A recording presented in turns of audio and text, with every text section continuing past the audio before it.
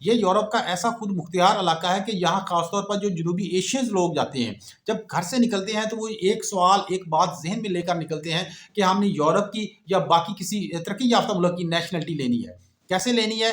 इस कंट्री में जाकर यहाँ की लड़की से शादी करके। क्यों? इसकी क्या वजह होती है? इसकी वजह ये होती है कि अगर कोई जनूबी एशिया से आदमी जाए कि मैंने यूरोप की नेशनैलिटी लेनी है, तो इसी कंट्री के इसी नीम खुद मुख्तियार इलाका में दुनिया भर से ख़वातीन भी इसी मकसद के लिए आई होती हैं कि हमने उधर जाकर मैरिज करनी है, शादी करनी है। इसलिए इस इलाके को, इस कंट्री को औरतों की अय्याशी का मरकज़ भी कहा जाता है। तो अस्सलाम वालेकुम, आज मैं आप लोगों को यूरोप के एक ऐसे कंट्री के बारे में इंफॉर्मेशन देने जा रहा हूँ। इस कंट्री में ख़ास तौर पर आप लोगों ने सर्च भी लाज़मी करना है कि इस कंट्री में ख़ास तौर पर जो जनूबी एशियंस लोग हैं, सिर्फ वही जाते हैं जो यूरोप की नेशनैलिटी लेना चाहते हैं। और नेशनैलिटी कैसे हासिल करना चाहते हैं? शादी के ज़रिए, सिर्फ और सिर्फ मैरिज के ज़रिए। क्या इस कंट्री में जाकर नेशनैलिटी हासिल करना शादी करके बाहर की यूरोप की लड़की से या किसी और कंट्री की लड़की से, क्या इतना ही ईजी है? क्या इतना ही आसान है? इसलिए जाते हैं। ढाई शॉर्ट सी वीडियो लेकर आया हूँ, आप लोगों ने लाजमी देखनी है, कंप्लीट वीडियो लाजमी देखनी है। इस वीडियो को आप लोगों ने शेयर लाजमी करना है। ये कंट्री कौन सा है और इस कंट्री के बारे में और क्या इन्फॉर्मेशन है, ये सारी इन्फॉर्मेशन आप लोगों के मैं सामने रखता हूँ।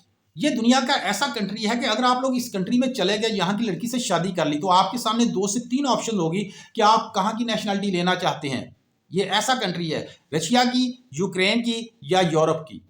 और इससे पहले ये इस तरह की स्टोरी का मुझे कैसे मालूम हुआ, कैसे पता चला कि इससे पहले एक पाकिस्तान ने भी ऐसा किया। ऑनलाइन एक प्लेटफॉर्म के जरिए मेरी उससे बात हुई, तो उससे मैंने पूछा कि मेरे भाई आपने फिर किस कंट्री की नेशनैलिटी ली? तो उसने बोला कि मैंने फिर यूरोप की नेशनैलिटी ली। सबसे पहले मैं आप लोगों की यही कन्फ्यूजन दूर करता हूँ कि इस कंट्री में जाकर अगर आप यहाँ शादी करेंगे तो आपको कैसे 3 कंट्रीज़ की नेशनैलिटी मिल जाएगी या आपको कैसे ऑप्शंस मिल जाएगी? बात यह है कि इस कंट्री के इस खास हिस्से में आगे चल के मैं आगे जो बताऊंगा आपको कौन सा कंट्री है, इसका कौन सा खास हिस्सा है। यहाँ की खवातीन के पास 2 से 3 कंट्रीज की नेशनैलिटी होती है। अगर आप उनसे शादी करेंगे, जो भी आसान प्रोसीजर है इंतहाई, क्योंकि खवातीन का इस एरिया में, इस कंट्री में आने का मकसद ही यही होता है। इसलिए इस कंट्री को यह कहा जाता है कि इस कंट्री में खासतौर पर खवातीन अय्याशी की गरज से आती है।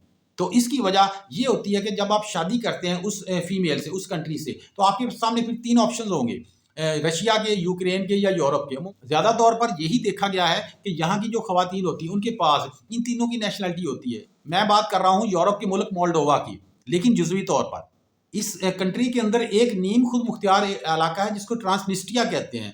मैं इस इलाके की, इस एरिया की बात कर रहा हूँ जो कि आज़ाद नहीं है, किसी कंट्री ने उसको रिकग्नाइज नहीं किया हुआ, उसको तस्लीम नहीं किया हुआ। लेकिन इस इलाके की, इस जो एरिया की नीम खुद मुख्तियार जो इलाका है, इसकी वजह शोहरत ही यही है कि यहाँ लोग ज़्यादा तौर पर जो जनूबी एशियंस होते हैं नेशनैलिटी के पीछे आते हैं, खवातीन के पीछे आते हैं कि यहाँ हम शादी करके यूरोप की या बाकी कंट्रीज़ की नेशनैलिटी बआसानी ले लेंगे।